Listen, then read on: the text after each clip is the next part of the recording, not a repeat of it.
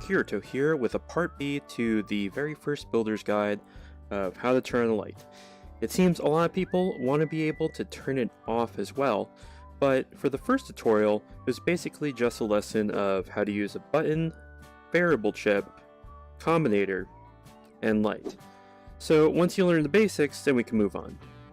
Saying that, to help out and do a part B for something that I learned later on and wish I learned much sooner, I'm going to teach you how to turn this on and off in two very easy ways.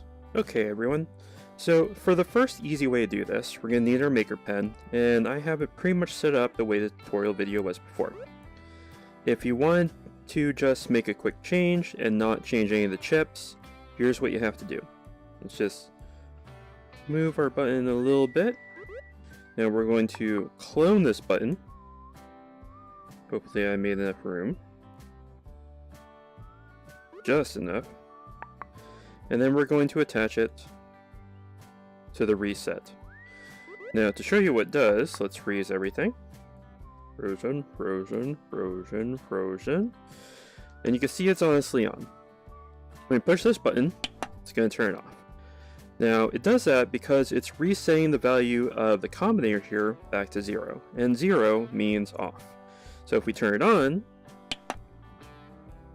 sets it to 1, combinator is on. And as you've seen before, no matter how many times you press it, it's going to stay on. Because all it's doing is just adding value to this. But if we reset it, turns it back off.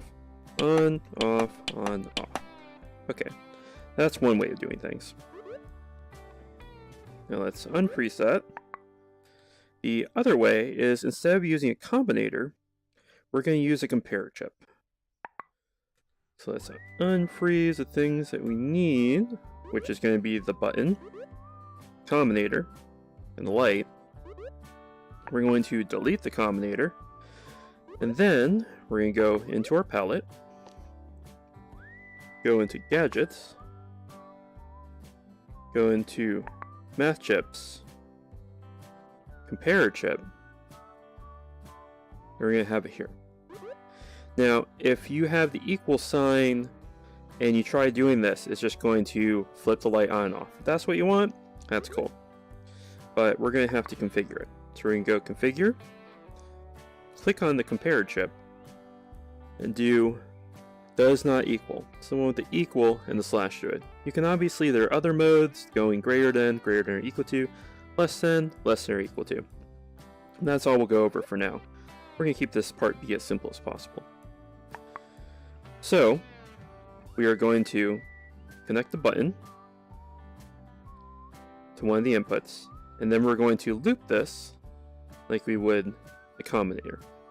What that's going to do is it's going to keep the value that we put in on the bottom. And then we're going to attach it to the on-off.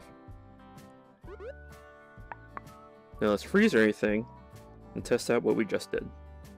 Now if this works, the light should turn on. And if it keeps working, the light should turn off. And that's how you pretty much make a toggle switch using one button instead of two.